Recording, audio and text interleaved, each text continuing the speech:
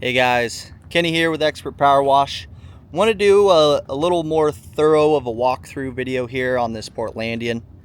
So these feature our custom 5.5 gallon a minute. This is the gear drive setup. Let me get out of your way there. Gear drive. We're using a general pump on these.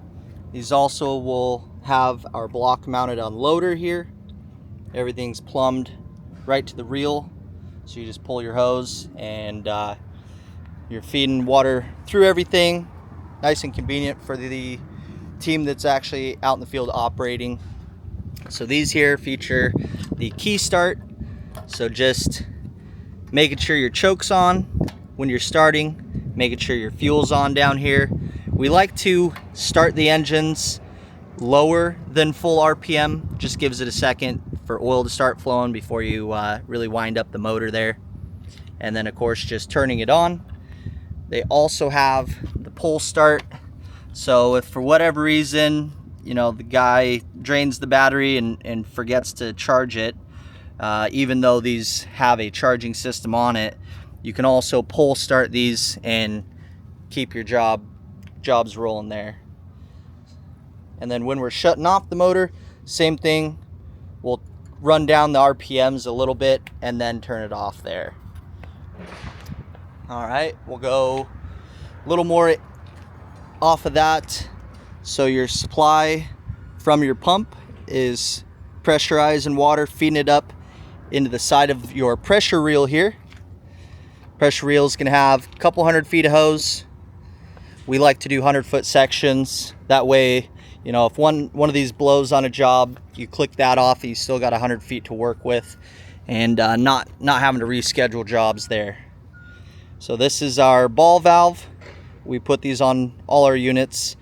We think that these are pretty necessary for guys that are out there working every day. Pretty much once this is pressurized, you can't just unclick it from your hose and click it into your surface cleaner. Ball valve allows you to cut off the flow, release that pressure, and then you can easily click in to and from gun and surface cleaner. So here's our mixer. For the newer guys, this is going to be the most important thing to kind of remember and learn. We send out a nice little guide with these to help you determine your percentage. So we'll go over this real quick. You have your water stack, you have your soap stack, and then your chem stack. We're using bleach through these. And then we have our bleach rinse valve system here. When your water is at 100%, which is where we usually leave these, that means that whatever number here on these stickers, that will be the percentage of bleach that you're pulling if your tank is full with 12.5%, which is pretty much the commercial standard. So if you're cleaning a roof and hey, it's pretty mossy, let's crank it up to 5%. You just set that there. And then with your bleach rinse valve, you want to make sure it's turned up to the chemical, and that is going to allow this valve to pull from your chemical tank.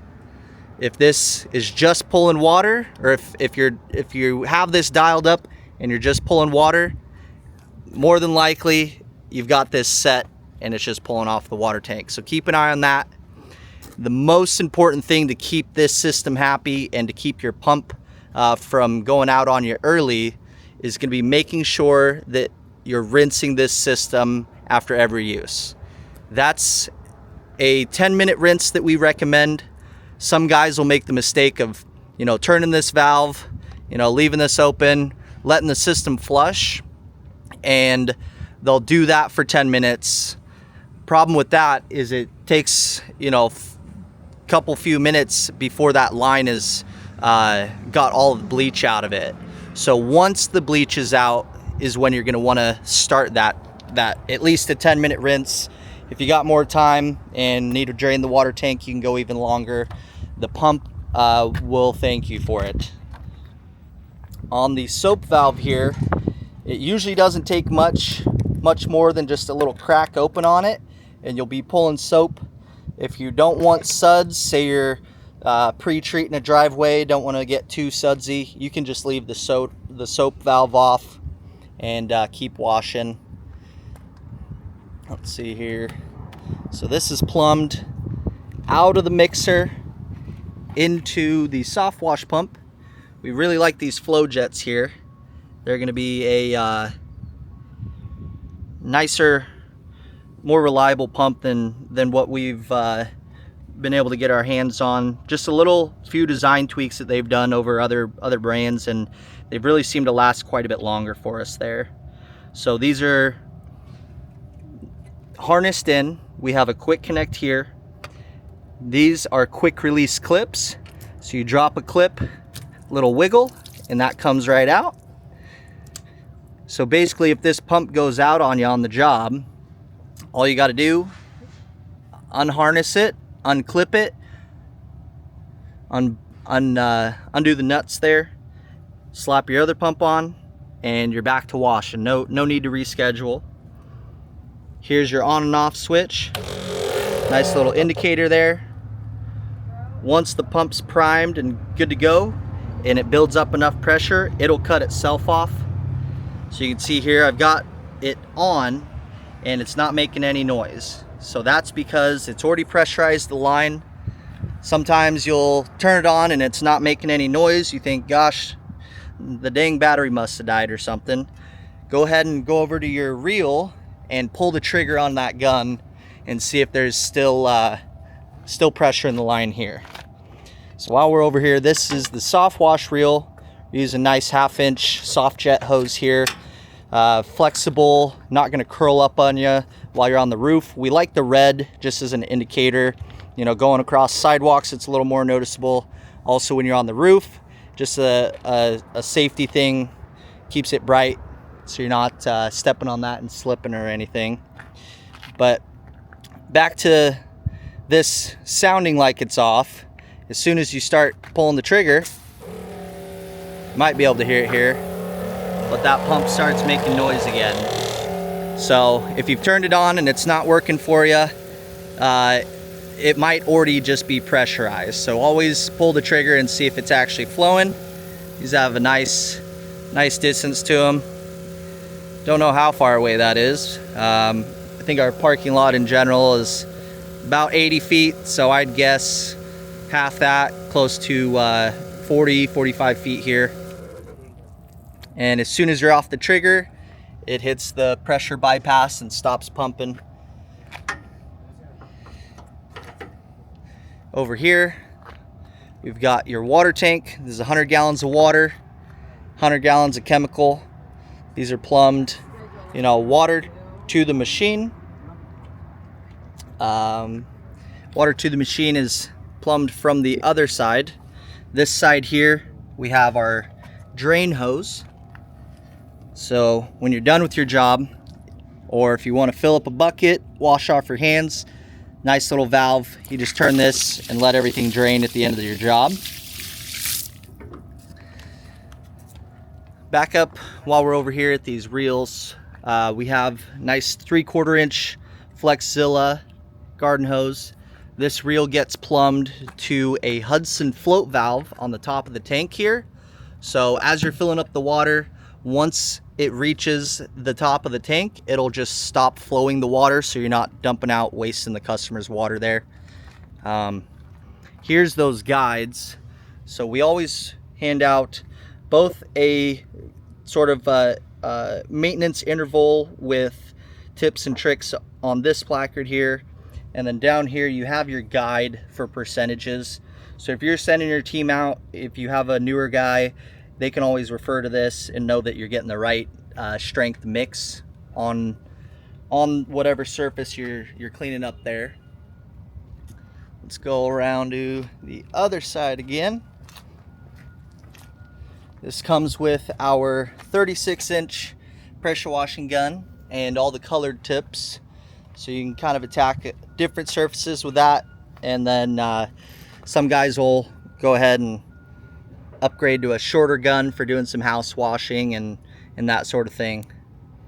We have a real nice soap tank here. This is where you'll refill your soap. The proportioner pulls directly from this tank.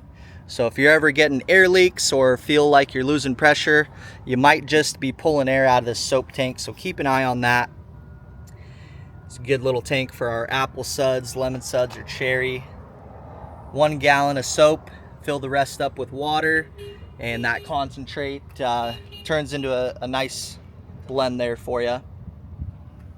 We have our nice Gold Series interstate batteries here. These are a marine battery, so pretty much a hybrid between deep cycle and starting battery.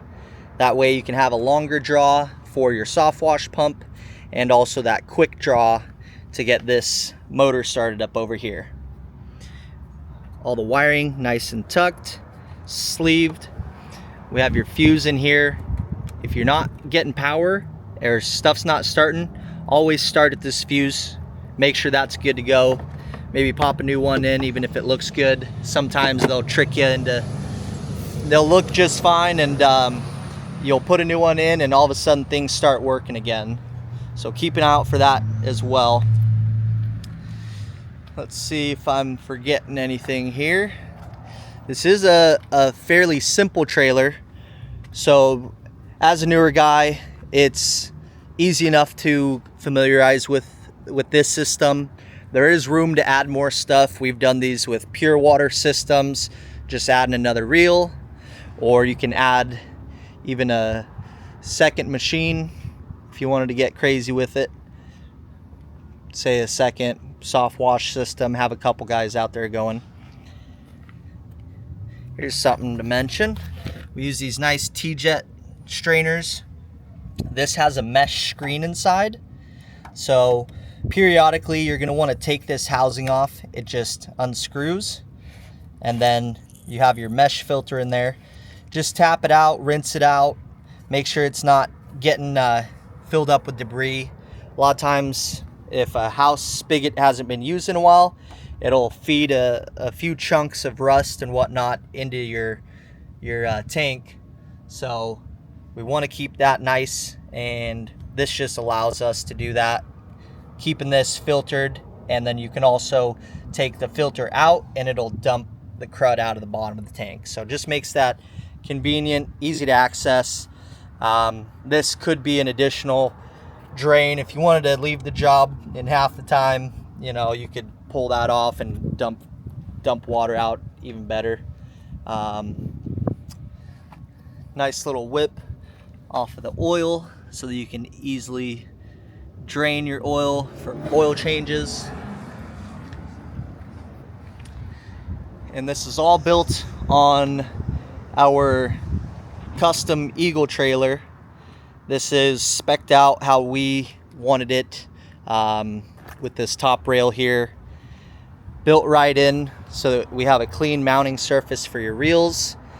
It's all the same material used, this heavy duty powder coated steel here. Eagle's got a local manufacturing facility near us, so we're able to have a direct relationship with them and just keep that basically we can communicate to them the things that we do and don't like, and we've been able to fine-tune this build into becoming something that is perfect for what our needs are as builders and things that make more sense for the customer as well. So if you're interested in getting one of these, reach out. Any questions you have, we're happy to answer. This can be modified, like I said, so say you wanted electric reels or just something a little different, then we're good to go there as well. So